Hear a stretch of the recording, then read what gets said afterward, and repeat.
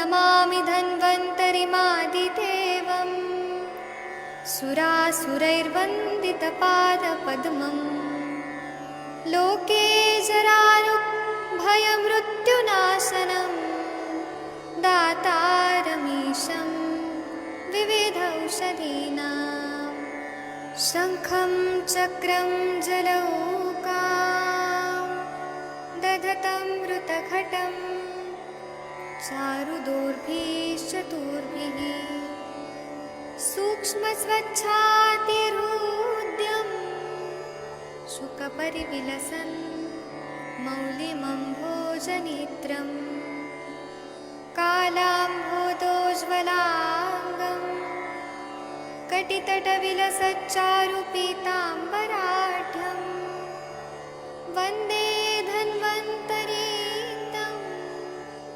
निखिलगदवन् प्रौढदावाग्निलीलं प्रौढदावाग्निलीलं प्रौढदावाग्निलीलम्।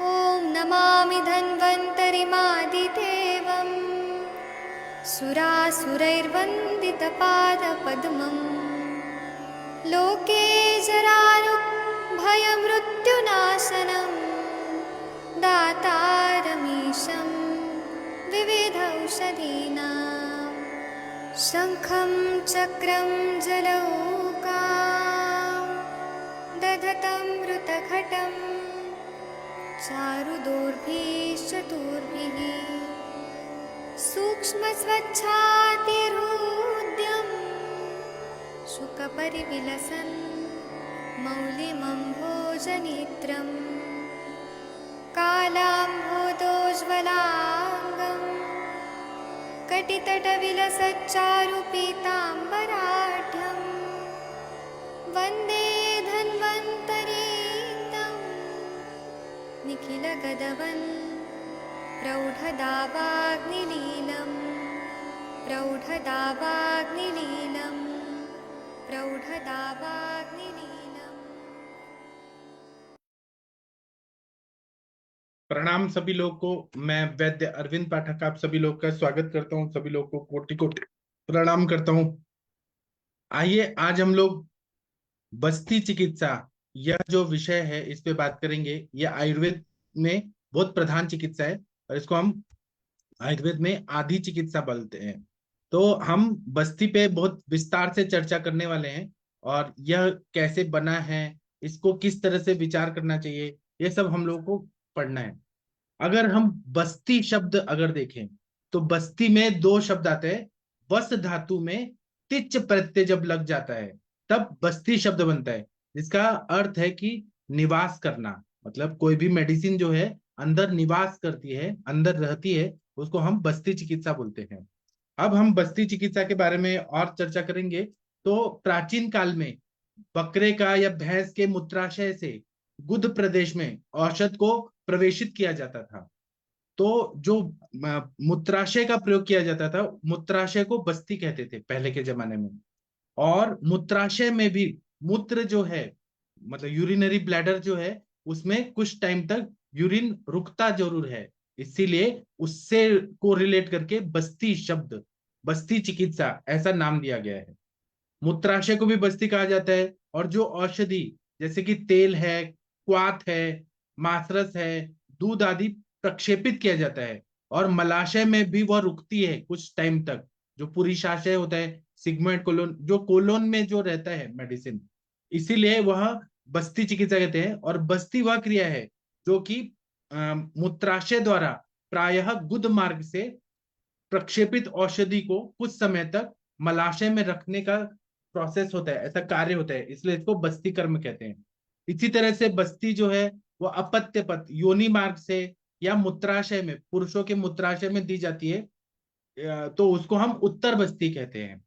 चरक के हिसाब से ऐसा बोला जाता है कि जिनका स्नेहन और स्वेदन हो चुका है, ऐसे रोगी को गुदा मार्ग से जो भी प्रक्षेपित औषधि को हम देते हैं, जो नाभि में, कटी प्रदेश में, पार्श्व प्रदेश में कुक्षी में जाकर वहां के मलों और दोषों को विलोढ़न करते हुए बुद्ध मार्ग से निकालती है और वहां पे शमन भी करती है, दोषों का शमन भी करती है, उसे बस्ती कर्म कहते हैं।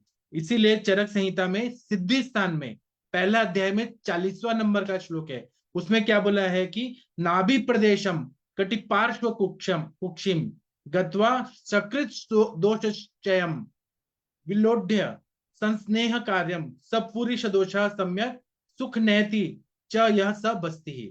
मतलब वहीं पे कुक्षी प्रदेश में, नाभि प्रदेश में, मलाशय में जाके और दोषों को विलोढ़ित करके और वहां पे स्नेहन का कार्य भी करके सारे पुरुष दोष और सारे कचरा को, जो भी अनवांटेड चीजें हैं, वो सबको बाहर निकाल देती और वो भी सुखपूर्वक निकाल देती है, उसको हम बस्ती कहते हैं। तस्य चिकित्सा अर्धमिति कुर्वन्ति सर्वा चिकित्सा बस्ती बेके। मतलब वो चिकित्सा में आदि चिकित्सा बोली गई है, बस्ती को इतनी ज्यादा महानता दी है, ऐसा चरक सिद्धि स्थान पहला अध्याय में 39 नंबर का श्लोक बोला गया है। और जैसे कि वमन हम कफ के लिए करते हैं और विरेचन हम पित्त के लिए श्रेष्ठतम चिकित्सा बोलते हैं, उसी तरह से बस्ती कर्म जो है वात की विशेष चिकित्सा है। वायु जो है शेष दोषों पे नियंत्रण रखता है। हम बोलते हैं कि पित्तम पंगु कफम पंगु पंगवो मलदातवा वायुनाम यत्र नियंते तत्र गच्छति में गवन। मतलब कफ और पित्त पंगु है और ये बिना वायु के कुछ काम ही नहीं कर सकते हैं। वायु जहां जहां लेके जाता है वहां वहां पित्त और कफ जाते हैं। जैसे कि बादल है तो बादल को वायु लेके जाता है, और वैसे ही बाह्य जगत में जैसे होता है वैसे ही शरीर में भी कफ और पित्त खुद पंगु हैं, खुद कुछ नहीं कर सकते हैं, उनमें गति नहीं है। गति किसमें है? वा गति गंधने हो, वायु में ही गति है। तो वायु को अगर हमने जीत लिया, क्योंकि शरीर की सभी लगभग जितनी क्रियाएं हैं उनका संचालन और नियंत्रण कौन करता है? तो वायु, वात दोषी करता है। तो बस्ती जब हम देते हैं तो वायु को जीत लेते हैं। और बस्ती क्यों पक्वाशय में देने से क्या फायदा होता है? तो वायु के मूल स्थान अगर हम देखें तो वाग्भट संहिता में क्या बोला है? पक्वाशय कटी शक्ति श्रोत्रास्ति स्पर्शनेन्द्रियम स्थानम तत्रापि तत्रापि पक्वाधनम विशेषता, ऐसे बोलते हैं। मतलब पक्वाशय जो है वो वायु का मेन स्थान बताया गया है। तो जब हमने मूल स्थान में वायु के मेन स्थान पे काम किया, कोई मेडिसिन डाली, तो वह वायु को जरूर जीत लेती है। और बस्ती का कार्य बहुत ही व्यापक है, अत्यधिक व्यापक है। हमने पक्वाशय में ये मेडिसिन डाला, उसका इफेक्ट ब्रेन तक होता है, पूरे शरीर के एक एक सेल तक होता है, इतनी बढ़िया चिकित्सा है। तो इसीलिए काय चिकित्सा में बस्ती को आधी चिकित्सा बोला गया है। और कुछ लोग संपूर्ण चिकित्सा भी मानते हैं, कुछ विद्वान, कुछ आधी चिकित्सा मानते हैं, कुछ संपूर्ण चिकित्सा मानते हैं। केवल एक बस्ती से हम सारी बीमारियां भी ठीक कर सकते हैं, ऐसा मानते हैं। क्योंकि बस्ती से हम शोधन भी कर सकते हैं, शमन भी कर सकते हैं, लेखन क्रिया भी कर सकते हैं, स्तंभन भी कर सकते हैं, स्नेहन भी कर सकते हैं, ब्रीहण भी कर सकते हैं, रुक्षण भी कर सकते हैं, सब कुछ हम लोग बस्ती से कर सकते हैं। तो सामान्यतः बस्ती का अर्थ एनीमा होता है। एनीमा से अगर हम नॉर्मल मॉडर्न भाषा में एनीमा देखें तो मॉडर्न में तो हम लोग एनीमा मतलब केवल मल की शुद्धि करना है। अभी इंट्रोडक्शन देखते हैं, यस्मात बस्ती भी चर्म पुटके दिए थे तस्मात बस्ती। मतलब चर्म का पुटक जो रहता है, जो मूत्राशय वगैरह से बनता है या ऐसे, तो उससे अगर बस्ती देते हैं, बस्ती ना दिए थे बस्ती, ऐसा अष्टांग हृदय सूत्र स्थान 19 वाले अध्याय में पहला नंबर का श्लोक में बताया, जिसमें बस्ती के बारे में बताया। बस्ती ही यस्मात बस्ती भी दिए थे गुद देशे तस्मात बस्ती रीति स्मृतः। मतलब बस्ती जो है बस्ती से दिया जाता है, गुद देश, गुद प्रदेश से दिया जाता है, बुध द्वार से दिया जाता है, इसलिए इसको बस्ती कहते हैं। अब इसकी हम एनाटॉमी भी देखेंगे, लेकिन इससे मल शोधन तो होता ही है, दोषों का भी शमन हो जाता है। जब हम मॉडर्न भाषा में देखते हैं कि एनस से हम कोई साबुन का पानी या गर्म पानी या फिर हाइड्रोथेरेपी वगैरह देते हैं, उससे मल की शुद्धि होती है, लेकिन दोष चिकित्सा से उनका कोई संबंध नहीं रहता है। तो एनीमा भी एक तरह की बस्ती है, केवल मल को निकालती है। लेकिन आयुर्वेद में जब हम लोग बोलते हैं तो बस्ती का मतलब बहुत व्यापक होता है। बस्ती के टाइप्स में निरूह बस्ती होती है, अनुआसन बस्ती होती है। जब हम काढ़े की बस्ती देते हैं उसको हम निरूह बोलते हैं, जब हम तेल की बस्ती देते हैं उसको हम अनुआसन बोलते हैं। और जहां पे अनुवासन जब हम बोलते हैं तो वहां पे कोई पदार्थ का उल्लेखन नहीं होता है। और निरू में जब हम बोलते हैं उसको आस्थापन व्यवस्थी बोलते हैं, आयु की स्थापना करती है। तो बस्ती जब हम बोलते हैं बार बार, तो उसको निरूह बस्ती को समझना चाहिए। निरूह मतलब दोषों को निकालने वाला, निरूह निकालने वाला जो रहता है उसको बस्ती। तो जब हम बस्ती बोलते हैं तो ज्यादातर निरूह बस्ती का समझना चाहिए। अभी मैं और कुछ बोलूंगा, लेकिन मैं पहले आप लोगों का भी कुछ जानना चाहता हूँ, आप लोग का क्या विचार है इस पर। आदरणीय महेंद्र सर, कंचन मैडम, कुछ बोलना चाहेंगी आप बस्ती पे? कुछ बोलिए, फिर मैं भी बोलता हूँ। अगर आप चाहते हैं मैं कंटिन्यू बोलूँ तो मैं कंटिन्यू भी बोल सकता हूँ। आप लोग क्या चाहते हैं, मैं कंटिन्यू बोलूँ? सर आप ही एक बार इसका पूरा डिटेल लेके लेके चलो सर, जब भी फिर ठीक है। थोड़ी बहुत बस तो अपने करते ही हैं, लेकिन डिटेल में एक बार नॉलेज हो जाएगी तो अच्छा है सभी की, और हमारी भी हाँ, हो जाएगी वापस। जी सर, जी सर। तो चरक सिद्धि स्थान में पहला अध्याय में 38 नंबर का श्लोक है। उसमें क्या बोला है? शाखागतः कोष्ठगताश्च रोगा मर्म ऊर्ध्व सर्व अवयव अंगवश्च ये संति तेषाम नहीं कश्चित् अन्यो वायो परम जन्मनि हेतुरस्ति। मतलब शाखागत जितने भी दोष हैं, रोग हैं, कोष्ठगत जितने भी रोग हैं, दोष हैं, मर्म में हैं, ऊर्ध्व जगह पे हैं, सभी अवयव में हैं, सभी अंग में हैं। यहाँ पर जहां पर भी वायु दूषित है या पित्त और कफ दूषित है, दोष दूषित समूर्छना हो गई है, तो एक बस्ती से हम उसको पूरी तरह से ठीक कर सकते हैं। एक बस्ती नहीं, एक बस्ती चिकित्सा से हम ठीक कर सकते हैं, इतना है इसमें पावर है।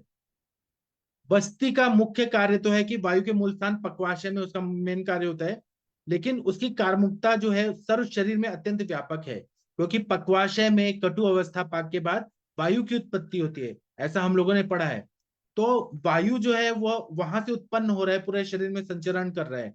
तो हमने मूल स्थान पे ही कार्य किया, उसको नियंत्रित किया। पूरा वायु को नहीं निकालना है, हमने उसको नियंत्रित किया। तो उससे क्या होगा कि पूरा शरीर का वायु नियंत्रित हो जाता है। और चरक संहिता में इसको क्या बोला है? तो वयस्थापन भी होता है। बस्ती कैसे होता है? दीर्घायु की भी प्राप्ति कराता है। कैसे? एग्जाम्पल से बात करते हैं।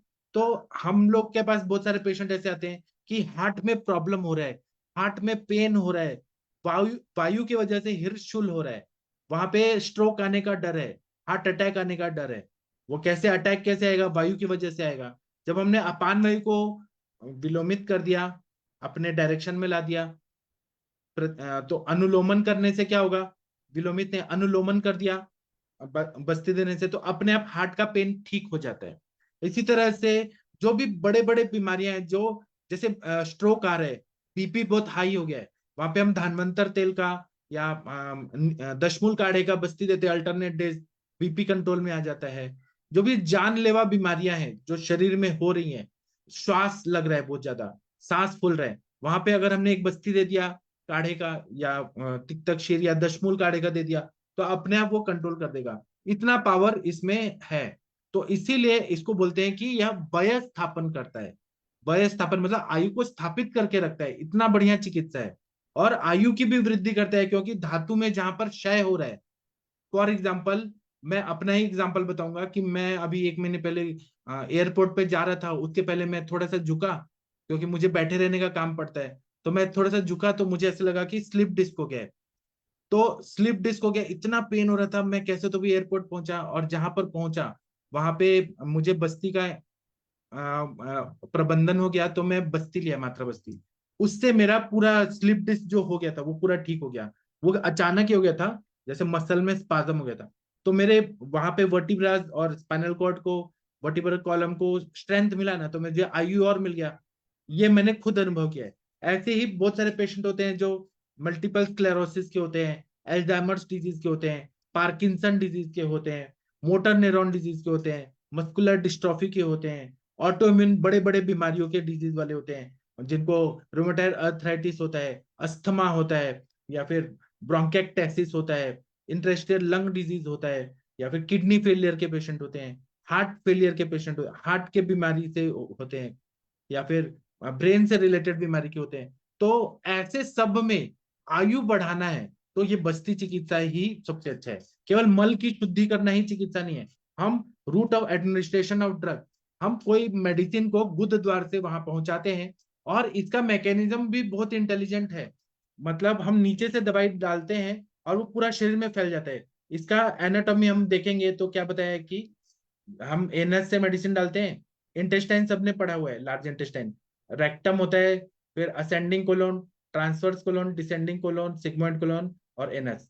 इसको हम और आगे पढ़ेंगे।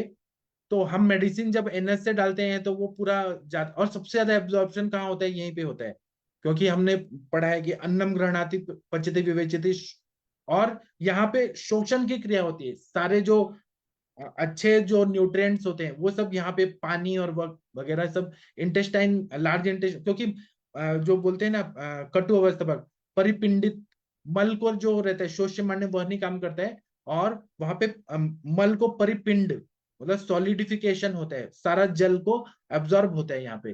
तो एब्जॉर्प्शन शक्ति, क्योंकि लार्ज सरफेस एरिया है एब्जॉर्प्शन का, तो जब यहाँ पे हम मेडिसिन डालते हैं तो वो डायरेक्ट ही मिसेंट्रिक आर्टरी से जाके, मिसेंट्रिक आर्टरी से ऐसे एब्जॉर्ब होके पोर्टल वेन बनाती है, और पोर्टल वेन से वो लीवर में जाती है। ये हम आगे पढ़ने वाले हैं। तो इसीलिए इसका, और ये गैस्ट्रोइंटेस्टिनल ट्रैक्ट है वो 4 लेयर्स में बना है, म्यूकोजा, सब म्यूकोजा, मस्कुलरिस प्रोप्रिया और सेरोसा। तो म्यूकोजा वाला लेयर एपिथेलियल, उसमें 3 पार्ट है, लेमिना प्रोप्रिया, मस्कुलरिस म्यूकोजा, और सब म्यूकोजा में मेसेंसर्स प्लेक्सस, और मस्कुलरिस में सर्कुलर मसल है, लॉन्जिट्यूडिनल मसल्स हैं, और सेरोसा लेवर है। ऐसे 4 लेयर्स रहते हैं। ये हम एनाटॉमी सब पढ़ेंगे, एक्सटर्नल बस्ती, इंटरनल बस्ती सब हम पढ़ने वाले हैं। तो ये बस्ती जो है ये बहुत ही आयुर्वेद के हिसाब से दिव्य एक वरदान है जो हमारे आचार्य लोगों ने हमें दिया है।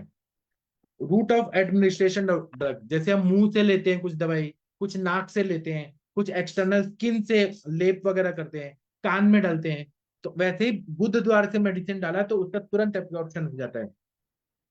और यह बस्ती जो है यह अग्नि को भी प्रदीप्त करती है। बुद्ध, अगर आपने नीरू बस्ती दिया, किसी को कॉन्स्टिपेशन है, भूख नहीं लग रही है, तो आपने पेट साफ कर दिया, कचरा निकल गया, अग्नि प्रदीप्त हो जाएगा। बुद्धि को प्रखर करती है, स्वर और बल का प्रसादन करती है, बिना कोई व्यापत के।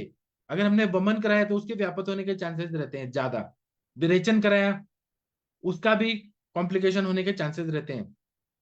लेकिन बस्ती का कोई भी साइड इफेक्ट नहीं देखते हैं अगर हमने अच्छे से दिया तो। अगर हमने गलत तरीके से दिया, जैसे बस्ती नेत्र है, मतलब कैथेटर हमने टेढ़ा मेढ़ा डाल दिया, गरम डाल दिया, ठंडा डाल दिया, या फिर तीक्ष्ण डाल दिया, अति स्नेह, वो तो अलग चीजें हैं। लेकिन नॉर्मली अगर पूरा प्रिकॉशन लेके नियम से डाला जाए तो इसका कोई भी व्यापक नहीं दिखता है। उसी तरह से यह बच्चों के लिए भी उपयोगी है, वृद्धों के लिए भी उपयोगी है। मेरे पास एक बच्चा आता था 2003 में, तो उसको ना क्या था कि डिलेड माइलस्टोन था, उसके पैर जो थे बहुत ही पतले पतले थे, सूखे हुए थे, उसका माल नरिश बच्चा था, वो खड़ा भी नहीं हो पाता था। तो एलोपैथी के डॉक्टर्स ने क्या किया कि उसको खड़े होके चलने को कहा, और कुछ इंजेक्शन वगैरह दिए, विटामिन B12 और क्या क्या दिए, लेकिन वो हो ही नहीं रहा था। उसको मैंने कंटिन्यू 6 महीना तक मात्रा बस्ती दिया। वो बच्चा धीरे धीरे धीरे धीरे स्नेहन हो के, और उसका जो शोष था वो ठीक हुआ।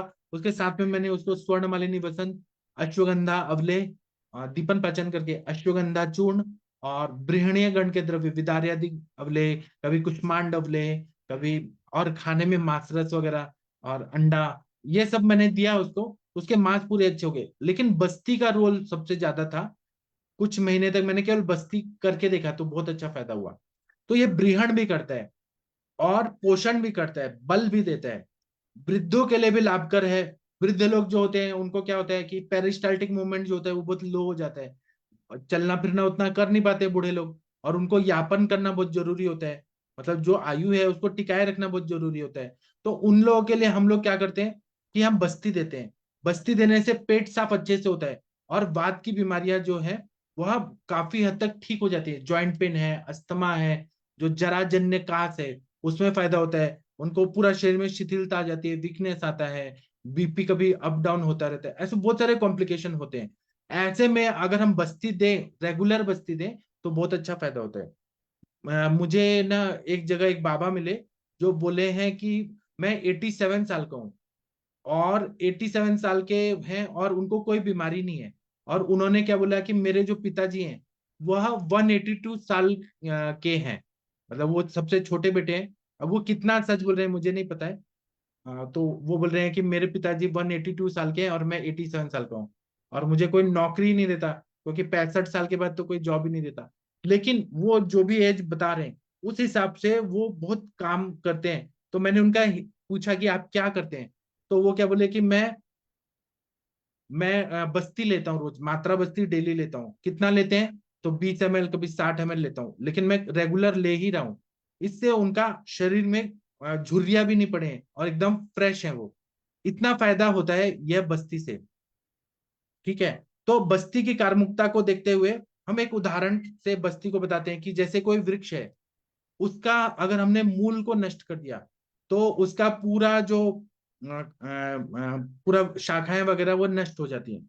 उसी तरह से वायु के मूल स्थान में, पक्वाशय में जो वायु का शमन करने के लिए जो भी वातजन्य रोग हैं उनको हमने अगर ठीक किया, ठीक करना है, तो समूल नष्ट करना है, तो हमें वहां पे मेडिसिन डालना है। तो वायु की सारी बीमारियां ठीक होती है। जैसे हम वृक्ष के मूल में कोई मेडिसिन डालते हैं तो ठीक हो जाता है। उसी तरह से अनुवासन बस्ती की कार्मुकता को स्पष्ट करने के लिए कहते हैं कि किसी वृक्ष के मूल को सींचने से पूरा वृक्ष हरा भरा रहता है। उसी प्रकार बस्ती द्वारा वायु के मूल स्थान में कार्य करने से पूरा शरीर स्वस्थ हो जाता है। बस्ती की श्रेष्ठता बताते हुए चरक कहते हैं कि जिस प्रकार सूर्य जो रहता है अपने उष्णादि के प्रभाव से पृथ्वी के रसों को सिंचन कर देता है, उसी तरह से बस्ती अपने प्रभाव से वायु पांव से लेकर सिर तक दोषों को खींचकर बाहर निकाल देती है और पूरी तरह से उसको ठीक कर देती है, ऐसा बताया गया है। और बस्ती का कार्य जो है वो पक्वाशय तक ही सीमित नहीं रहकर शरीर के सभी अवयवों में होता है। अनेक प्रयोगों द्वारा सिद्ध किया जा चुका है। इसीलिए हम कहते हैं कि बस्ती चिकित्सा जो है वह पंचकर्म चिकित्सा में अद्भुत लाभप्रद चिकित्सा विधि है। और इसमें ऐसा बोलते हैं कि मैं और भी बताऊंगा, बस्ती के भेद हैं अलग अलग, और अलग अलग उससे हैं मैं बताऊंगा, लेकिन मैं चाहता हूँ कि आप लोग भी थोड़ा कुछ बोलिए फिर मैं बोलता हूँ। कंचन मैडम, आप कुछ बोलना चाहेंगी बस्ती पे? प्रणाम सर, बहुत अच्छा बताया सर। सच में ये बस्ती बहुत अच्छा काम करती है और आपने बहुत अच्छे से बताया। और मैंने जितना भी आपसे सीखा है कि जैसे बस्ती मैंने देखा है कि पंचकर्म सेंटर पे जैसे लोग जाते हैं तो 7 डेज 5 डेज या कोई भी वेलनेस में भी जाते हैं तो 7 डेज ही बस्ती दी जाती है मोस्टली। और आप मतलब मुझे तब लगता था कि नहीं, बस्ती से कुछ इतना ज्यादा फायदा नहीं हो रहा है 7 डेज देने के बाद। पर आपने जैसे सिखाया था कि नहीं, इसे बहुत लॉन्ग पीरियड तक हमें चलानी पड़ती है और मुझे बहुत ही अच्छा एक्सपीरियंस आया लॉन्ग टर्म चलाने के बाद। जैसे मेरा एक एवियन का पेशेंट था, उसमें दोनों बायलेटरल एवियन था। उसमें मैंने तिक्तक शीर बस्ती उसको करीब करीब अल्टरनेट डेज चलाई 3 महीने तक। और अल्टरनेट डेज में मैंने मात्रा बस्ती चलाई थी धनवंतर तेल की। तो वो पेशेंट इतना अफोर्डेबल नहीं था, तो मैंने उसको सिखाया था सर कि कैसे लेना है। पहले तो 2-3 बस्तियां मैंने खुद दी थी और वो इतना पे नहीं कर पा रहा था, तो मैंने उसको सिखाई थी और बहुत अच्छे से वो कर रहा था और उसको इतना अच्छा रिजल्ट आया कि उसके बाद वो मतलब उसका जो एक नॉर्मल रूटीन जो ऑफिस जाना है, सब चीजें करना है, वो सब चालू हो गया था सर। बहुत ही अच्छा रिजल्ट आया था। और बस बस्ती की चिकित्सा जैसे कि पकवाशे पे जैसे काम कर रही है, तो आपने एकदम सही बोला कि हम खाली वायु को सोच रहे हैं, पर हमारी जितनी भी वात की जो भी संप्राप्तियां बनती है 2 टाइप से, एक अवरोधात्मक होती है और एक क्षयात्मक होती है। तो दोनों कंडीशंस में भी हमें फायदा मिलता है, क्योंकि अवरोध हो रहा है तो वो अवरोध को भी दूर करेगी, क्योंकि वायु का क्षमन करेगी। हमारे शरीर में घूमने वाले जो भी धातुएं हैं, जैसे रस और रक्त, उसके साथ ही हमारे तीनों दोष वहन करते हैं। पर वहन करने वाला वायु ही होता है, जो कि वायु के साथ ही हमारे दोनों दोष घूमते हैं। तो जब वायु पे हम कंट्रोल कर पाते हैं तो हम ये दोनों दोषों पे भी कंट्रोल कर पाते हैं। और ऐसे नहीं है कि जैसे वमन और विरेचन, ये एक अलग चिकित्सा होती है कि वमन हम कफ के लिए कर रहे हैं, विरेचन हम पित्त के लिए कर रहे हैं। पर पक्वाशय ऐसी चीज है हमारे शरीर में कि जो हर एक चीज पे नियंत्रण करती है। क्योंकि हमने देखा है हमारा पेट अगर अच्छे से साफ नहीं हुआ तो हमारा मानसिक भी हमारा मतलब इन्वॉल्वमेंट रहता है। अरे नहीं, आज पेट साफ ही नहीं हुआ, मुझे अच्छा नहीं लग रहा है, मुझे सिर में दर्द हो रहा है, मतलब ये सभी चीजें होती है। और बिल्कुल हमारी डिसीजेस भी वैसी ही हमने देखी है कि हमारा अगर पेट अच्छे से साफ नहीं हो तो हम जब भी पेशेंट को समझाने जाए तो आपको भूख अच्छे से लगनी चाहिए, आपको पेट आपका अच्छे से साफ आना चाहिए। ये उनको समझाते ही है। और पूछते समय भी हम पूछते हैं कि भूख अच्छे से लग रही है या नहीं, या पेट अच्छे से साफ हो रहा है या नहीं हो रहा है। तो इसीलिए ये एक जो बस्ती चिकित्सा हमारे शास्त्र में बताई गई है, उसकी बहुत सारे महत्व भी उन्होंने बताया है, जैसे कि बस्ती हम छोटे बच्चे से लेके बूढ़े पसंद तक कर सकते हैं। उसके जो योग्य है अयोग्य है वो उनको भी देखना पड़ता है। उसमें जो भी प्रिकॉशंस लेनी है वो सब प्रिकॉशंस के साथ अगर हम कर रहे हैं तो कोई व्यापद मैंने तो नहीं देखा है कि अभी तक हुआ है। इवन पेशेंट्स को भी सिखाने के बाद भी वो अच्छे से करते हैं, तो मुझे व्यापद कहीं मिला नहीं है और बहुत ही अच्छे से काम करती है सर। जी सर। और कोई कुछ बोलना चाहते हैं बस्ती पर तो बोल सकते हैं, मैं बाकी बताऊंगा। महेंद्र सर, आप कुछ बोलना चाहते हैं कि पहले मैं बोलूं? सर बस्ती के बारे में यदि लाभ के बारे में सोचे तो बस्ती अपनी पूरी चिकित्सा, आदि चिकित्सा तो सभी बताते ही हैं, ग्रंथकार भी बताते हैं और अपन भी सारे कुछ करते ही हैं। और क्योंकि वो बात का ही रोल रहता है सारे बीमारियों में अधिकांश है। और एक जो अपना होता है कि जो पकवास है, इसका मूल स्थान है, तो उसके उसमें ही इसका प्रयोग करते हैं, लेकिन पूरे शरीर में इसका होता है। मैंने दिया था, लेकिन एक मेरा व्यापक हुआ था, वो महामास तेल की गड़बड़ थी या क्या हुआ था, महामास तेल की मैंने अनुवासन बस्ती दी थी उसको, और उसके ऐसा हुआ कि मुंह में होके तेल आ गया और उसकी छाती में दर्द वगैरह इस तरह की कंप्लेंट होने लगी। अब उस पेशेंट को बताया था मैंने, पेशेंट ने कैसे गड़बड़ किया तो उसे स्पीड से दिया या क्या हुआ, इस तरह की नहीं, उसमें कंप्लेंट उसमें क्या रहता आती है है। कि खाना खिला के देना चाहिए। अगर हाँ नहीं, पेशेंट खा खाना के खिला नहीं, के दिया था, मैंने बताया था उसको, लेकिन हो सकता है उसने कोई गड़बड़ी की हो, संभव है। तो एक क्योंकि अपन अवरोध क्या मातृ होगा। का अधिकांश पेशेंट को बता देते हैं, क्योंकि कहीं दूर का हो तो अपन उसको रोजाना बुलाने के बजाय ये सोचते हैं कि भाई ये घर ही कर लेगा, तो इस तरह से जी, अपन बता देते हैं उसको। तो हो सकता है उसने कोई गड़बड़ी की हो। वो कंप्लेंट आई थी, उसके बाद में मेरे पास आया, फिर मैंने उसको वापस से विरेचन वगैरह कराया और उसके फिर वापस सही हुआ वो। नहीं, और मेरे साथ में हिसाब, अपन जो मेरे अपन प्रैक्टिस में भी ऐसे शुरुआत में, के लिए इसका करते ही हैं। जी, और बात के रोग जो जो जो रोग हैं सर्वाइकल वगैरह के लिए अपन नस वगैरह प्रयोग करते हैं, या फिर बस्ती का अपन जो और बस्ती का प्रयोग अपन रखें कि जो कटी बस्ती और जानू बस्ती और ग्रीवा बस्ती, ये सब भी बस्ती का नाम इसलिए देगा क्योंकि आपने बताया उसका जो परिभाषा, किसी चीज को स्थिर रखना या पकड़ना, तो वहां भी अपन को पकड़ते हैं, क्योंकि अपन जो जानू बस्ती थे उसमें भी 25-30 मिनट रखते हैं, और जो कटी बस्ती थे उसमें 45 मिनट रखते हैं, और ग्रीवा बस्ती देते हैं उसमें भी अपन 25-30 मिनट रखते हैं। तो ये भी सब बस्ती है, और अपन सिरो बस्ती वगैरह भी करते ही हैं। तो उसमें भी तेल या घी जो भी अपन की जो भी पेशेंट की रिक्वायर्ड हो या बीमारी हो, उसके हिसाब से अपन करते ही हैं। तो इसका प्रयोग यदि अपन देखें तो अपन जनरली में, और बिना बस्ती के अपनी चिकित्सा ही अधूरी है। बस्ती के बिना कोई भी पंचकर्म की चिकित्सा पूरी हो ही नहीं सकती। चाहे भले ही उसको पहले ये सोचता है कि अपन दीपन पाचन भी करते हैं, और कई बार जैसे अपन का जो सर्व ये क्या नाम है, कटी बस्ती का जो पेन है गर्दसी वगैरह का या स्लिप डिस्क वगैरह का, उसमें अपन एक बार पहले वमन कराते हैं, और वमन के बाद में फिर बस्ती देते हैं, तो बस्ती से ही उसमें रिजल्ट मिलता है सर। Thank you. अभी मैं ये बताना चाहता हूँ कि मेरे पास भी ऐसे व्यापक वाले पेशेंट है, मुझे पता नहीं था। पेशेंट लोग झूठ बोलते थे कि हम खाएं, और बिना खाए अनुवासन बस्ती ले रहे थे, उनको भी ऐसे ही तेल हुआ। कभी कभी वेग अवरोध करते हैं बहुत ज्यादा, और फिर हम अनुवासन बस्ती में वो भी ऊपर आ जाता है, या उदावरत हुआ वेग अवरोध की वजह से, या कुछ बिना खाए करते हैं तो होता है ऐसा। ऐसा प्रैक्टिस में मिलता है। अभी बस्ती जो है आयुर्वेद में श्रेष्ठ और वैशिष्ट्यपूर्ण ऐसी चिकित्सा है। इस उपक्रम में हम क्या करते हैं कि गुद मार्ग से औषधि द्रव्यों को शरीर में प्रवेशित करते हैं, उसको बस्ती बोलते हैं। बस्ती देने की क्रिया के हिसाब से अगर देखें तो यह मल का निर्हरण भी करता है, दोषों का भी निर्हरण करता है, या हमें पोषण करना है, उत्क्लेशन करना है, शोधन करना है, या शमन करना है, उसके लिए हम लोग इसका प्रयोग करते हैं। तो वात दोष की ये प्रमुख चिकित्सा है। और पक्वाशय पे काम करने वाला ये उपक्रम है। पक्वाशय वात का मूल स्थान है, इसलिए पक्वाशय पे काम करने वाला बस्ती है वात के लिए, और वात प्रधान रोगों के लिए या उससे उत्पन्न दोषों के लिए, उससे उत्पन्न जो व्याधियां हैं उनके लिए यह प्रमुख उपक्रम है। और दूसरा क्या है कि ये वायु का अपने मूल स्थान में प्राकृत होने में मदद करती है। उसी तरह से द्वंद्वज या सन्निपातिक अवस्था में भी बस्ती का उपयोग सदैव हितकारक है। बस्ती यह पंचकर्म में सबसे श्रेष्ठ उपक्रम कहा जाता है, और इसमें अनेक द्रव्यों का प्रयोग करते हैं जो दोषों का शोधन करते हैं, शमन करने के लिए भी प्रयोग करते हैं। जैसे कि सोरियासिस जैसी बीमारियां हैं, स्किन प्रॉब्लम है, तो हम वहां पे हम लोग ये देते हैं, तिक्तक क्षीर बस्ती देते हैं, या फिर हम लोग कुष्ठग्न के तेल का या काढ़े का बस्ती देते हैं, या मुस्तादी यापन बस्ती देते हैं। तो सोरियासिस जैसी त्वचा रोग, जो असाध्य कुष्ठ रोग जैसे आता है, वो सब भी ठीक हो जाता है, तो वह हम शमन के रूप में देते हैं।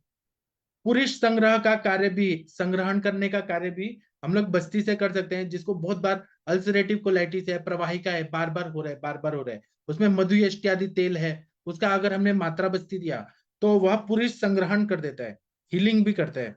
पुरुष को स्थूल करता है, स्थूल को कुरुष करता है। नेत्र और केस, बालों के लिए भी, आंखों के लिए भी बस्ती हितकारी है। वार्धक्य को दूर करता है, और जिसका हाइट नहीं बढ़ रहा है उसके लिए तिक्तक क्षीर बस्ती देने से, या ऑस्टियोपोरोसिस हो रहा है, बोन्स की जितनी भी बीमारियां हैं वो इंटरनली मेडिसिन से ठीक हो सकती है, वह सब ये बस्ती से ठीक हो जाता है। तो इससे क्या होता है कि बस्ती अगर ठीक से दिया तो दृष्टि अच्छी मिलती है, वर्ण अच्छा मिलता है, बल आयुष्य की वृद्धि होती है, और जो लीन हुए दोष हैं, अंदर ही अंदर चिपके हुए दोष हैं, वो सबको अच्छे से निकाल देती है। और अगर हम लोग देखें तो व्याधि बाह्य मार्ग में होती है, मध्यम मार्ग में होती है, आभ्यंतर मार्ग में होती है। तो तीनों मार्गों में व्याधि करने का जो मेन पॉजिटिव फैक्टर है वो वायु है।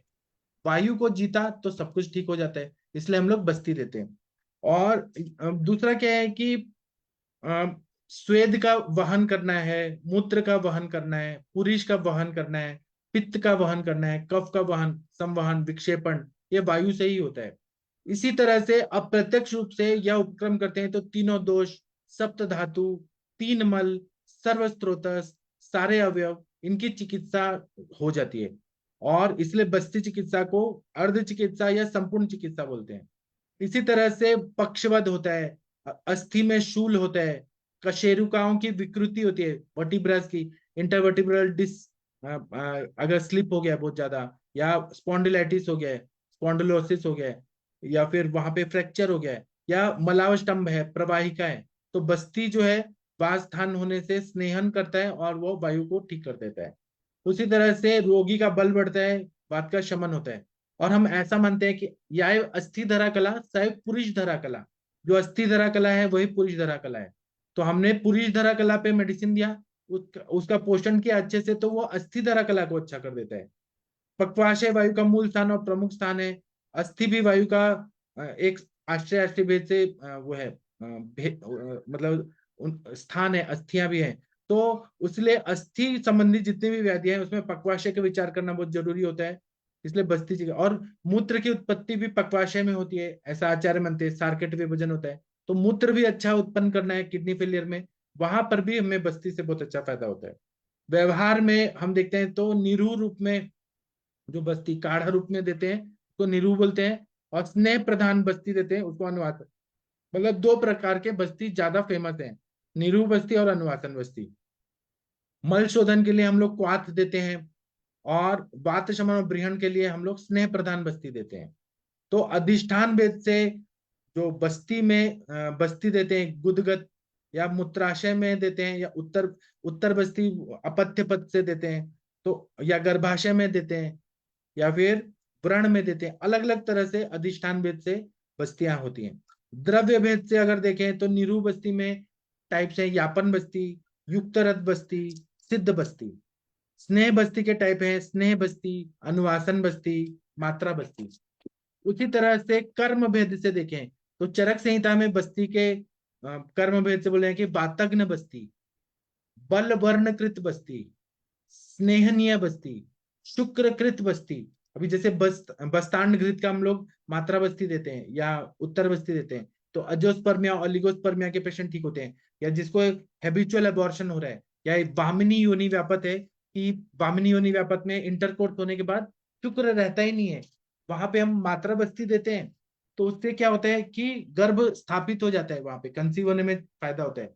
कुछ कृमिघ्न बस्तियां होती हैं कि जैसे पेट में कीड़े हैं और कीड़े निकल नहीं रहे, कृमि कुठार रस, कृमि मुद्गर रस, निदान परिवर्जन, आशापकर्ष, और निदान परिवर्जन, आशापकर्ष, और क्या है तीसरा, प्रकृति विघात। इनसे, हाँ प्रकृति विघात, इनसे नहीं हो रहा है तो कृमिघ्न बस्तियां देनी पड़ती हैं, या वृषत्वकृत बस्तियां रहती हैं। सुश्रुत ने शोधन बस्ती, लेखन बस्ती, स्नेहन बस्ती, बृहण बस्ती, दोषहर बस्ती, फिर शोधन बस्ती, शमन बस्ती और लेखन बस्ती सुश्रुत ने बोले हैं। वाग्भट ने बोला है उत्क्लेशन बस्ती, दोषहर बस्ती और शमन बस्ती। तारंगधर ने बोला है दोषहर बस्ती, शोधन बस्ती, शमन बस्ती, लेखन बस्ती, ब्रहण बस्ती, पिछिल बस्ती और दीपन बस्ती। ऐसा शारंगधर जी ने कहा है। वो अग्नि को भी प्रदीप्त करता है, इसलिए दीपन बस्ती।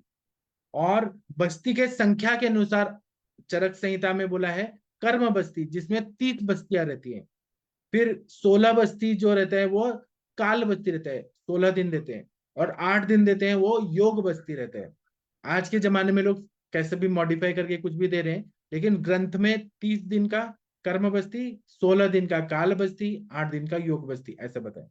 उसी तरह से अलग अलग बस्तियां और बताई हैं सिद्धि स्थान में, जैसे यापना बस्ती बताई है, पंच पास्तुति की बस्ती बताई है, द्वादश प्रास्तुति की, पादहीन बस्ती, तीक्ष्ण बस्ती, मृदु बस्ती, पिच्छा बस्ती, रक्त बस्ती। और गुणों के हिसाब से बस्ती मृदु हो सकती है या तीक्ष्ण बस्ती हो सकती है। बस्ती के नियम जो है वह क्या बोला है कि अनुवासन बस्ते प्राक निरु बस्ती दानम आवश्यकम, मतलब अनुवासन बस्ती के पहले निरु बस्ती करना बहुत जरूरी होता है, जब तक कोष्ठ शोधन नहीं हुआ।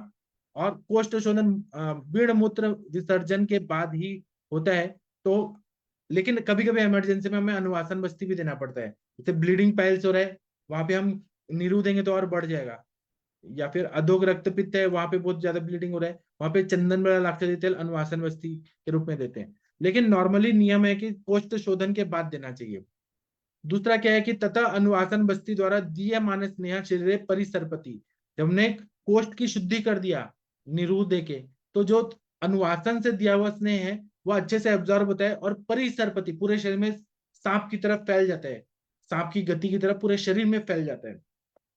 अतः प्रत्येकाय रुग्णाय कोष्ठ शोधनानंतरम एवं बस अनुवासन बस्ती दातव्य, मतलब इसलिए हर रोगी को कोष्ठ शोधन के बाद ही अनुवासन बस्ती दे, ऐसा नियम है। लेकिन ये एक्सेप्शन जब रहता है अलग अलग कंडीशन में, तो हम अलग अलग भी दे सकते हैं।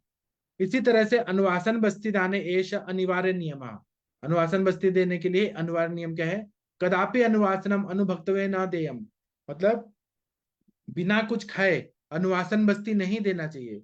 यदि यदि दिए, अगर दिया तरही शून्य कोष्ठत्वा स्नेह अधिक मात्रा ऊर्ध्वम ग्रहणे पर्यंतम याति, मतलब अगर हमने दे दिया बिना कुछ खाए तो वह कोष्ठ में कुछ भी नहीं है, शून्य है कोष्ठ, तो स्नेह जो है अधिक मात्रा से देने से ऊर्ध्व ग्रहणी से आके ऊपर की तरफ आ सकता है। अति मात्रा ऊर्ध्वगमनात् अधोलेखिता दोषा जायन्ते, अति मात्रा में दिया ऊर्ध्वगमन में आने से ये सारे रोग होते हैं। अग्निवधा भवती, अग्नि स्नेह आवृतत्वात्, अग्निवध करेगा, अग्नि को मंद करे, आवरण करके मंद करेगा, अग्नि अग्नि के ऊपर स्नेह का आवरण हो जाएगा। अनुवासन बस्ते प्रधानतम कार्य क्षेत्र पक्वाशय एवं पक्वाशयात ऊर्ध्वगमनेन अनुवासनम बस्ती पक्वाशय कार्यम कर्तुम असमर्था भवति।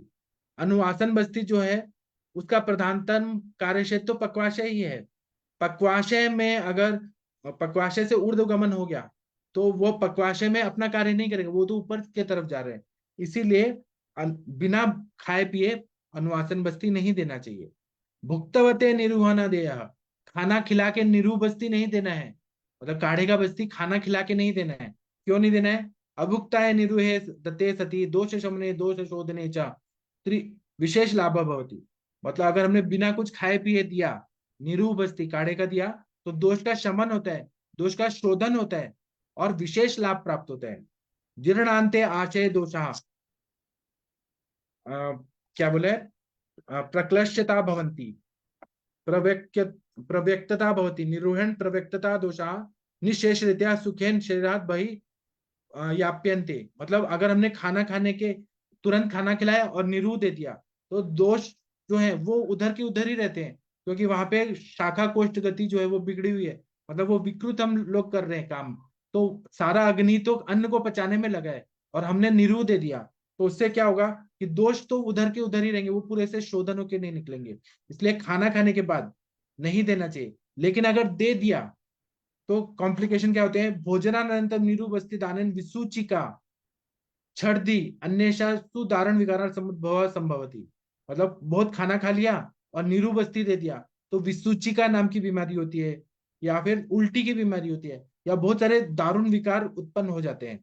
रात्रो स्नेह बस्ती न दद्यात्, रात में अधिक मात्रा में स्नेह का बस्ती नहीं देना चाहिए।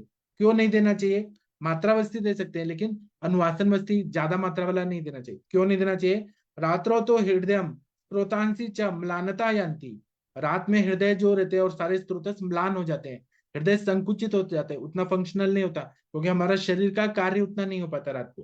तथा च धातवः क्लिद्यन्ते सूर्योष्मा भावात गतिहीनत्वाच्च मना देहो, मतलब धातु जो होते हैं वो क्लिन्न हो जाते हैं बहुत ज्यादा, वहां पे क्लिन्नता स्नेह स्नेह इतना ज्यादा हो जाता है, क्लिन्न हो जाते हैं। और सूर्योष्मा अभावात, सूर्य की उष्मा नहीं रहती, सनलाइट नहीं रहता है, मतलब प्रकृति लोक पुरुष साम्य सिद्धांत के हिसाब से रात को स्नेह ज्यादा नहीं देना चाहिए। गतिहीनत्वात, गतिहीनता नहीं रहती है रात को, उतना हम काम नहीं करते हैं। अब आप बोलेंगे कि रात को तो कॉल सेंटर में काम चलते हैं लेकिन वो बैठे बैठे रहते हैं, उतना रात में उतना फिजिकल वर्क नहीं होता, और सूर्य की उष्मा नहीं रहती है, सनलाइट नहीं रहता है, पूरा प्रकृति में ठंडक रहती है, इसलिए रात को नहीं देना चाहिए। और मन और शरीर जो रहता है वो रिलैक्स पोजीशन में रहता है। तथा विधेय शरीर दत्ता स्नेह बस्ती दोषोत्क्लेशम स्नेहोत्क्लेशम न करती, ऐसे में अगर हमने स्नेह बस्ती ज्यादा दे दिया तो ये दोषों का उत्क्लेश और स्नेह का उत्क्लेश बहुत ज्यादा करेगी और उल्टी जैसा फील होगा। तस्मात रात्रो स्नेह बस्ती ना दाता, इसलिए रात में स्नेह बस्ती नहीं देना है। दिवा स्नेह बस्ती दद्यात, दिन में ही स्नेह बस्ती देना अच्छा रहता है। निशेष परिपक्वेन आहार रसेन अग्नि संवर्धनम भवती, मतलब जो दोष है वो पक जाते हैं, अच्छे से पच जाते हैं, और आहार रस के साथ पच जाते हैं, तेल भी पच जाता है, और तेल पचने के बाद अग्नि को बढ़ा देता है। जैसे हवन है, हवन में आग जल रही है, हमने थोड़ा सा घी डाला तो अग्नि प्रदीप्त हो जाती है, वैसे ही जब दिन में खाना पच रहा है उस टाइम पे हमने बस्ती दे दिया खाने के बाद, तो वो पूरा मल भी पच जाएगा, अन्न भी पच जाएगा, और वो क्या होगा, मल तो निकलेगा बाद में तेल के साथ, लेकिन वो अग्नि को बढ़ाएगा, ऐसा बोला है। स अग्नि स्नेहम पाचेतु समर्था भवती, वो अग्नि जो है स्नेह को पचाने में समर्थ होती है। दिने विविध स्रोतस्वा स्नेहोजा शिरम अनुसरपति, दिन में स्रोतस खुले हुए रहते हैं, तो स्नेह और ओज ये पूरे शरीर में घूमता है, स्नेह और ओज, स्नेह भी घूमता है तो वह पूरे शरीर में फैल जाता है। अतः दिने एवं स्नेह बस्ती दाता, इसलिए दिन में ही स्नेह बस्ती देने से ज्यादा फायदा होता है। इसी तरह से स्नेह बस्ती भोजनानंतरम तूर्णम दद्यात्, मतलब ये खाना खाने के तुरंत दे दिया स्नेह बस्ती, तो क्या होता है, भोजनानंतरम शीघ्रम चंद्रवासना दातव्य, भोजनानंतरम चंक्रमण आद्रपर्ण बस्ती दीयते, अत्र आद्रपर्ण इति वचन शीघ्रत्वम प्रतिपादितम, खाना खाने के बाद हमने तेल का बस्ती दे दिया तो खाने के साथ में वह पचने लगती है तेल की बस्ती, और वह पचने के बाद पूरे शरीर में जैसे जैसे आहार रस जाएगा वहां वहां से तेल भी जाएगा और वहां पे स्नेहन करेगा। तो आर्द्र पानी, आर्द्र पानी मतलब गीला हाथ, उससे ही ऐसा बोला है कि उसी टाइम दे दिए तो जल्दी फायदा होता है। अभी आप लोग कुछ बोलिए फिर मैं बोलता हूँ, थोड़ा ब्रेक लेके। बीना मैडम आप कुछ बोलिए प्लीज। बीना मैडम जी हैं? हाँ सर, हाय मैं हाय बस्ती पे बोलती कुछ हूँ बोलिए, सर। फिर शशि मैडम बोलेंगी, बोलिए। वातल बोणेषु दोषेषु वाते वा बस्ती ही इष्यते। बस्ती तो मैं हमेशा ही प्रैक्टिस में देती रही हूँ। प्रवाहिका में मैं बस्ती पिच्छा बस्ती देती हूँ। मोचरस होगा मेरे पास तो मोचरस का, नहीं तो भात पका के उसकी जो पेज रहती है तो वो पेज का भी रक्तज प्रवाहिका में मैं पेज मतलब चावल का अ, मंड। हाँ, चावल चावल। का मंडल, ऊपर का पूरा वो ये क्या उसमें भात नहीं रहता, चावल नहीं रहता उसमें, सिर्फ उसका पानी रहता है ऊपर का, उसका भी बस्ती मैं देती हूँ सर। और मात्रा बस्ती तो हर रोज ही देती हूँ। और निरूह भी देती हूँ। बस्ती के सिवा प्रैक्टिस ही नहीं होती है, ऐसा मेरा ख्याल है। क्योंकि बस्ती बहुत अच्छा लगता है देने में, और रिजल्ट भी बिल्कुल अच्छे अच्छे आते हैं उसके। केश पतन में भी मैं बस्ती देती हूँ। केश पतन में पहले तो मैं मात्रा बस्ती देती हूँ, उसके बाद में निरूह देती हूँ, दशमूल का, निरूह दे के उसके बाद में तिक्तक क्षीर बस्ती देती हूँ, तो बाल झड़ना केशपतन कम हो जाता है। और उसके सिवा गृध्रसी में मैं बस्ती देती हूँ। कभी कभी पेशेंट देख के मैं अन्य प्रकार की भी बस्ती देती हूँ, जैसे कि काला बस्ती है जो 15 प्रकार के, पहला दूसरा मात्रा बस्ती और लास्ट का भी एक मात्रा बस्ती देती हूँ, बीच में एक निरूह और उसके बाद मात्रा बस्ती। मगर योग बस्ती भी देती हूँ 8 बस्ती का, पेशेंट देख के। नहीं तो इतने शॉर्ट बस्ती में रिजल्ट थोड़ा कम आ जाता है। तो ज्यादा दिन जब बस्ती चलती है तो कभी कभी पेशेंट बिल होता है, तो उसकी वजह से बस्ती नको बोलते हैं। बहुसंख्य मैं बस्ती तो उनको सिखा देती हूँ, सिर्फ निरूह बस्ती के लिए मैं मेरे पास बुलाती हूँ। नहीं तो अन्य जो बस्ती है ज्यादा से ज्यादा तो मात्रा बस्ती ही होते हैं और तिक्तक क्षीर बस्ती ही होते हैं, वो तो घर में दे सकते हैं। तो वो वहां पे देती रहती हूँ। और एक पेशेंट एक थोड़ा सा अलग हाँ था। बताइए। हाँ हाँ, बताइए। तो मैं वो लिख के रखा है, एक हाँ हाँ बताइए। आधे सेकंड में मैं बोल देती हूँ। अम,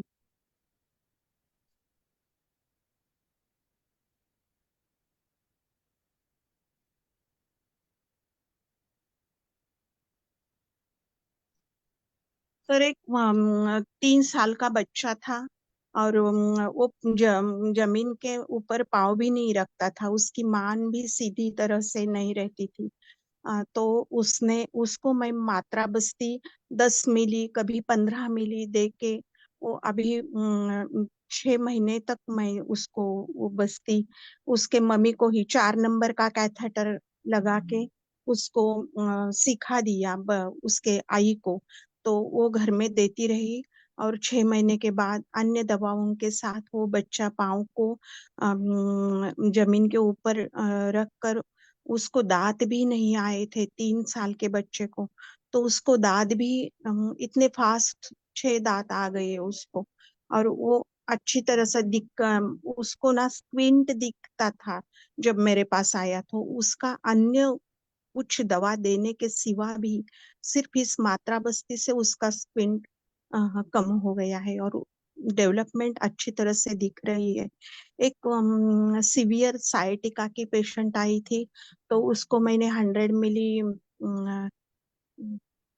तिराताइल और उसको 50 मिली उसमें हमारा ये विषगर्भ तेल मिला के वो बस्ती, तो उससे पेन बिल्कुल अच्छी तरह से पेन उसका रिलीफ हो जाता है। 1 घंटा तक मेरे पास यहाँ पे उसको सुलाया था, और बाद में घर जाने के बाद बिल्कुल अच्छा रिलीफ आ गया कि 2 दिन तक पेशेंट गायब ही हो गई। फिर 2 दिन के बाद आने के बाद उन्होंने वैसा बोल दिया।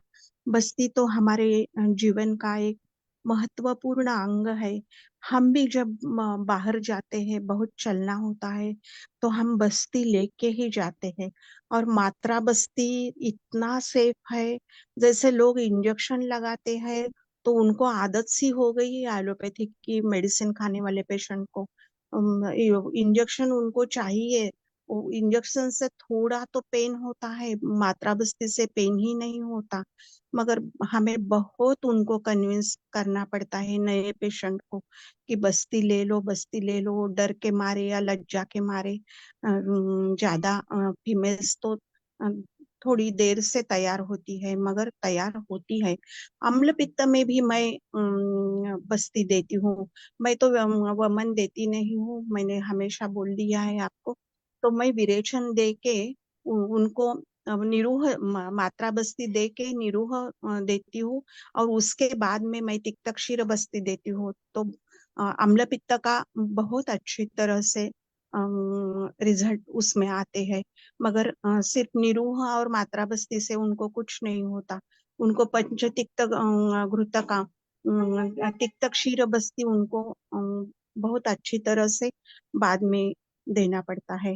और तिक्तक्षीर पक्षवध में तो 1.5 साल मैं तिक्तक्षीर बस्ती थोड़ा थोड़ा बीच में कम करती हूँ।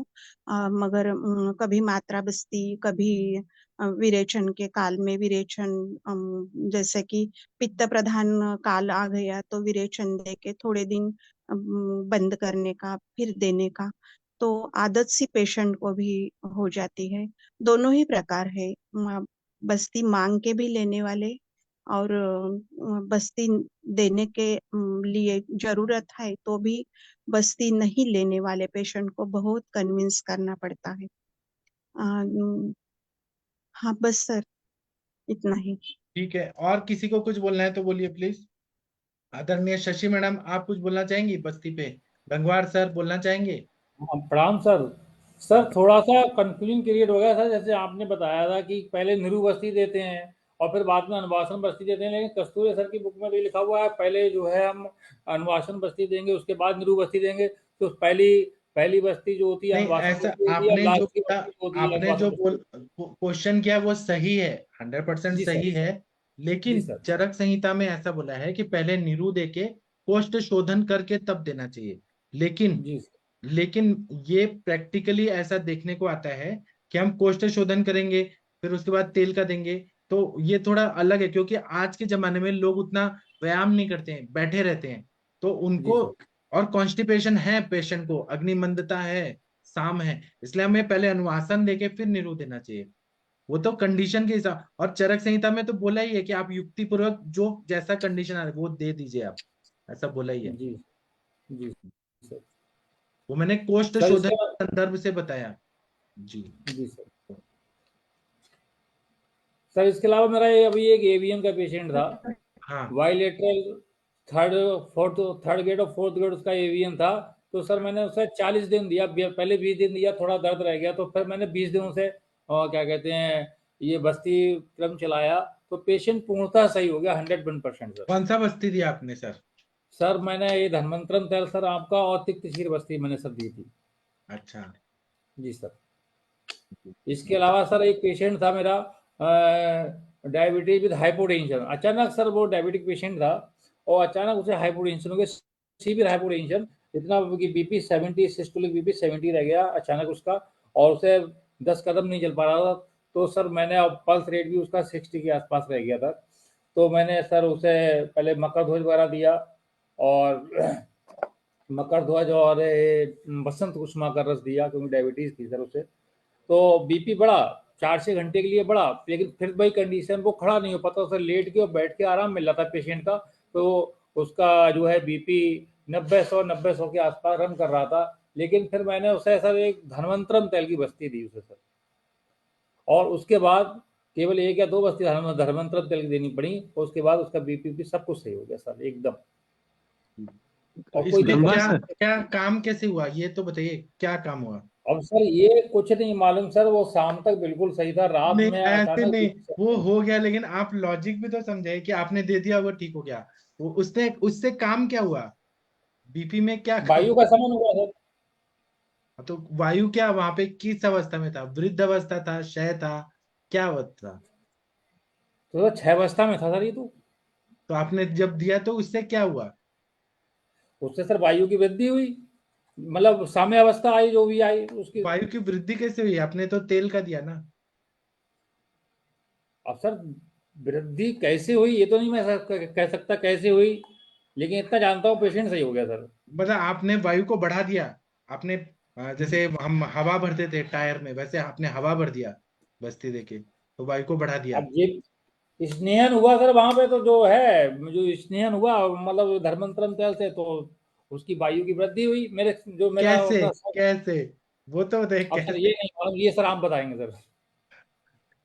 किसी को आंसर पता है क्या? मैं जो हाँ सर, क्वेश्चन वायु का शमन होगा, वायु वो बीमार का कैसे? वायु का शमन हो जाता है। सर कैसे? ये पूछना, सर ये कैसे धन्वंतरी शमन? तेल, सर ये धन्वंतरी तेल खरपाकी में पित्त नहीं बढ़ता जैसे बस्ती 20 दिन के लिए? नहीं, नहीं खर सर वो पाकी आप मृतभागी बस्ती था, में दे, 101 था सर। अच्छा नहीं, अच्छा अच्छा। जो भी है खर पाकी बस्ती में दे सकते हैं, लेकिन वो शमन कैसे होगा वायु का, वो तो मेरा क्वेश्चन है। वायु का शमन कैसे होगा? लो बीपी है और उसमें आपने तेल का बस्ती दिया, तो वो वायु का शमन कैसे होगा वो बताइए। कोई आंसर बताइए। शशि मैडम आप बताइए, आप हर क्वेश्चन का आंसर देती हैं। वीना मैडम बताइए। हाँ, तत्र वृक्षो लघुशीतो खर सूक्ष्म चलो अनिलः। तो तेल से उसके ये गुण जो बढ़े हुए होंगे वो कम हुए होंगे। कौन से गुण बढ़े थे जिससे हाइपोटेंशन था? हाइपोटेंशन था उनका। हाइपोटेंशन था, बीपी कम था, तो सर ने बस्ती दिया तो वो ठीक हो गया बीपी। वृक्ष लघु गुण का बढ़ा हुआ वात का। तो यहाँ तो आप बढ़ा हुआ बोल रही हैं, यहाँ पे तो क्षय के कारण सर, क्षय के कारण उसका धातु क्षय हुआ, और धातु क्षय का जो हुआ उससे वायु वृद्धि हुई, तो उसका द्रव गुण बढ़ेगा तो उसकी वजह से बढ़ेगा, और द्रव गुण घटेगा तो वॉल्यूम कम हो जाएगा, तो लो बीपी हो जाएगा, तो उसमें रस क्षय वाला हिसाब तब रहेगा। मतलब द्रव पित्त का कह सकते हैं, द्रव गुण घटेगा, और कफ का, क्योंकि कैसे दोनों द्रव तेल होते से हैं। कैसे द्रव गुण बढ़ गया? तेल से क्या हुआ, ऐसा क्या हुआ? न तेल भी तो एक तरह का लिक्विड ही है, तो लिक्विड जब जाएगा तो अंदर जैसे ब्लड के कॉम्पोजिशन की अगर हम बात करें, तो ब्लड में भी जो द्रव गुण है वो दोनों पित्त और कफ का ही है। वहां से आ रहा है, क्योंकि वात तो वृक्ष ही होता है, और ये स्निग्ध दोनों होते हैं, पित्त और कफजी होते हैं। और तेल जो है इटसेल्फ स्निग्ध है, और स्निग्ध के अलावा उसके लिक्विड नेचर है, अगर आप सॉलिड लिक्विड सब गैस। सही बोलते हैं, लेकिन वो लो बीपी हाई कैसे हो गया? मतलब नॉर्मल कब सर कैसे आया? सर उसमें मेरे उसने समझ में आ सर रहा है सर, वो सही किया। उष्ण दिया ना सर, तेल को गर्म करके। तो तेल को गर्म करने से लो बीपी नॉर्मल हो गया? सर उष्ण गुणों से वात का शमन हुआ, और वात का जब वात सही हो जाएगी तो बीपी नॉर्मलाइज हो जाएगा, क्योंकि वही मैं नॉर्मल जो पूछ रहा हूँ कि टेंडेंसी है। कैसे कैसे हुआ? मतलब लो बीपी है तो वायु क्या हुआ है? और जब हमने बस्ती वायु की तो विगुणित वायु था, कैसी? प्रतिलोम था, अनुलोम हो गया वायु की वजह से। संतुलन हो गया वायु का, व्यान वायु का। हाँ, व्याने तो सर्व शरीर है। और प्लस साथ में अपान का वो हुआ। एक्चुअल क्या? में पक्वाशय में जाकर उसने जब पक्वाशय में वायु को सही दिशा दे दिया, उसने जब सही दिशा दे दिया हाँ तो ये ठीक बोलिए हो ना, गई फिर। उसने सही दिशा दे दिया। जब अपान के क्षेत्र में आपने बल बढ़ाया, तो उसने व्यान के क्षेत्र में बल बढ़ाया वायु ने। और कहीं ना कहीं यहाँ पे उदानो बलम उच्यते, अपान को ताकत मिला, अपान वहां पे नियंत्रित हुआ, उसने उदान को बल दिया, उदान ने व्यान को दिया। ऐसे बोलिए।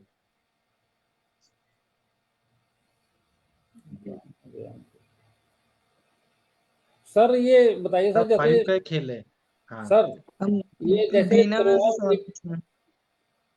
सर ये त्रिभुवन कीर्तिराज, मृत्युंजय राज और सुदर्शन गणपति, अगर ज्यादा को संजीवनी बटी, और क्या कहते हैं सर, ये दारू हैदरा, अपामार्ग, इस तरह की गोलियां खाई नहीं सर उसने। एक्चुअली पेशेंट ने, उसे सर्दी जुकाम हो रहा था, तो उसने 8-10 घंटे में 7-8 गोलियां खा ली थी, जो तो ना फीनाट्रॉल जो वत्स नाप आती का है। कल्प है, त्रिभुवन कीर्ति क्या है? वत्स नाप का कल्प है, वो लो बीपी करेगा ही ना इतना ज्यादा खाने से। हाँ पित्त। तो सर ये जो एमिल फार्मा का जो एक्चुअल में फीवर ट्रॉल टैबलेट आती है, ये 2-2 गोली उसने हर 3-4 घंटे में खाई थी। हाँ तो वो करेगा ही ना। वहां वत्सनाप की वजह से एक तो वो वैवाही विकासी विष है वो, तो उससे लो बीपी होगा ही। दूसरा वो उष्णता तीक्ष्णता रक्त का बढ़ा देगा बहुत ज्यादा। लेकिन सर उसकी एक हिस्ट्री ये भी मिल रही थी पेशेंट की, उसे 3-4 दिन से वो ऑब्जर्व नहीं कर पाया, 3-4 दिन से उसे बहुत शाम के समय बहुत ज़्यादा नींद आ जाती थी, एकदम सुस्त हो जाता था पेशेंट को, ठंड लगती थी पेशेंट को। तो मुझे उससे लगा कि पेशेंट को हो सकता है पहले से थोड़ा सा हाइपोटेंशन रहा हो। हाँ ये भी हो सकता है, लेकिन वो हाइपोटेंशन क्यों रह रहा था? और उसमें डीप में अब जा। ये सब कारण रूल आउट नहीं हो पाया हाइपोटेंशन क्यों रह रहा था, क्योंकि उस समय बीपी भी चेक नहीं हुआ, और इसी दौरान उसे ये कोल्ड का रात में एक्सपोजर हुआ, और उसने हर मतलब 2 घंटे पे ये 2-2 गोली इसकी फीफाट्रॉल की ले ली नहीं सर। तो उससे पहले उसने अब बताया ऐसा 3-4 दिन ऐसा से बोल बहुत सकते हैं। ज्यादा ठंड और वीकनेस लग रही है। हाँ, हम ऐसा बोल सकते हैं कि उसका अग्नि तो ठीक था, ठीक है। अब बात क्षय हो रहा है, कहीं ना कहीं वहां पे धातु क्षय भी हो रहा है। बात क्षय है तो धातु क्षय भी है। जब आपने बस्ती दिया तो वहां पे बल की जी भी सर। वृद्धि हुई, बल भी बढ़ा ना जी वो मेडिसिन जो डाला है। जी सर। एक तरह से जो तेल आपने दिया उसने क्या किया कि वहां पे स्नेहन किया, स्नेहन किया तो वहां का बल को बढ़ाया उसने, और संतुलित किया, उसका डायरेक्शन जो था वायु का उसको ठीक किया, बैलेंस किया, उसके तरह से ये हो गया। नहीं तो सर उससे क्या कहते हैं, स्नेहन करेंगे तो सर उससे कफ की वृद्धि नहीं होगी थोड़ी ज्यादा सर? होने दीजिए ना, वहां पे कफ का भी क्षय हुआ है ना, वात का क्षय है तो कफ का भी क्षय है, पित्त का भी क्षय है। जी सर। तो जब हमने तेल दिया तो उससे तीनों दोष अच्छे हुए, बैलेंस हुए, फिर तीनों दोष हुए तो वो बीपी भी नॉर्मल हो गया, हार्ट को भी ताकत मिला, पंपिंग करने का एनर्जी मिला, वायु भी जो था, मतलब हार्ट भी जो था वो पंपिंग नहीं कर पा रहा था, स्लो हो रहा था वो, तो वहां पे बल बढ़ाया ना हमने। जब जी अपान सर। पे काम किया, उदान पे काम किया, व्यान पे काम किया, तो हृदय की भी ताकत बढ़ी। और मेडिसिन भी है, खुद ही तेल वाला है, धन्वंतर तेल है, उसमें बला है और बहुत सारी दशमूल है, तो उसने सब ताकत बढ़ाया, ताकत बढ़ाया तो हृदय को भी ताकत। और हृदय जो है वो रक्त वस्त्रोदक का, रस वस्त्रोदक का मूल स्थान है। आपने जो दिया वो डायरेक्ट हृदय तक गया, वो यकृत से जाते हुए हृदय तक गया, वो आपके सेल्स को ताकत मिला, ताकत मिला तो व्यान वायु अपने आप बैलेंस हो गया, और फिर पंपिंग अच्छा होने लगा। जी सर। तो सर अच्छा इन फ्यूचर और ज्यादा बस्ती देने की जरूरत है? अभी तो बंद कर दी, कुछ पेशेंट ठीक ठाक चल रहा है, बीपी सही चल रहा है उसका सर, हाँ, या और देना चाहिए बस्तियां क्या उसे सर? बस्ती देना चाहिए ना सर, कम से कम 45 डेज तो देना ही चाहिए। 45 डेज। चलिए, वीना मैडम आपसे कोई प्रश्न पूछा है चैट बॉक्स में? किसने पूछा है? शशि तिवारी मैडम ने पूछा है। हाँ सर, मैंने पूछा वो बीना मैम जो मंड की बस्ती देती हैं उसमें क्या क्या डालती हैं? कुछ नहीं, सिर्फ मंड देती हूँ मैं। अच्छा, और कितना अमाउंट में देते हैं मैम, मतलब कितना वॉल्यूम, 20 कितना मिली, ml? 30 मिली, पेशेंट को देख के। अतिसार के मरीज में है ना? हाँ, प्रवाहिका चलो के, मैं देख। प्रवाहिका प्रवाहिका, में हाँ, क्या होता है, प्रवाहिका में। अग्निमयता भी रहती है वहां पे। जब मंड का देंगे तो वहां की अग्नि को, धातु अग्नि को प्रदीप्त कर देता है, पोषण भी करते हैं वहां की, शयात्मक संप्राप्ति भी है वहां पे। हाँ, सर। शिक्षा बस्ती। जी, थैंक यू मैम। चलिए तो अभी मैं सेशन बंद कर देता हूँ, 8 बज गए। इसका सेकंड पार्ट हम कल करेंगे। हम बस्ती करते रहेंगे, अब जब तक पूरा खत्म नहीं होगा हम बस्ती पे चर्चा करते रहेंगे, ठीक तो है? तो सर, मैं, हाँ बोलिए। ये आप कौन सी परीक्षा फिर पास हुए नहीं, मैं परसों सुबह? प्लेटफॉर्म पे नहीं बता सकता हूँ, मैं आपको बाद में बताता हूँ। प्लेटफॉर्म पे कोई भी चीज बताना ब्रीच ऑफ, अच्छा, ओके, ऐसा है, मना किया गया है कि कहीं पर भी लीक नहीं होगी। मैं ऐसे आपको ओके, फोन पे बता दूंगा। ओके। ठीक है, थैंक यू, थैंक यू। अब हम लोग 9 बजे मिलेंगे, 9 से 10 के बीच में। थैंक यू प्रणव, सभी लोग।